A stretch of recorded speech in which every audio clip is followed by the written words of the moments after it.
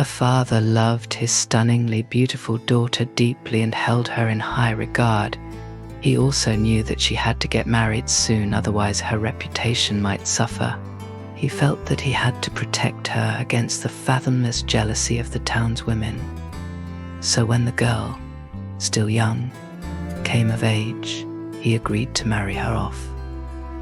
He bestowed her to a man whom he was not convinced was the best choice. The man was not of the same social class, nor was he financially in a superior position. But the father had made up his mind that the sooner the girl was married, the safer was her future. "My darling daughter," he advised her, "I've no choice but to give you away to someone who's not of the same stature as you. You can't be sure of him, so it would be best to avoid getting pregnant for some time yet." "Yes, sir, I'll do as you wish," the girl agreed obediently, trusting that her father knew best. Because the newly married couple lived not far from the girl's father, he saw her often and never failed to repeat his advice every time they met, and the girl would show him her flat stomach to put his mind at rest. But then, one day, the girl became pregnant.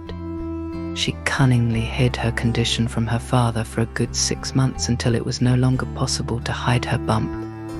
"What is this?" scowled the father. "Didn't I tell you to keep well away from him? Or was my advice just some passing wind that never crossed your threshold?" The father was beside himself, knowing that his daughter no longer had a way out. "Father, please," begged the girl. "You know that man and woman are like cotton and fire. How could I have avoided him forever? How was I to flee the fire?" "I told you not to go to his bed," the father bellowed. "And if he comes to you, make sure that he doesn't impregnate you. I told you to pull away when you thought he was at the height of his pleasure. How am I supposed to know when he's about to peak? When he becomes blurry-eyed with a soft gaze?"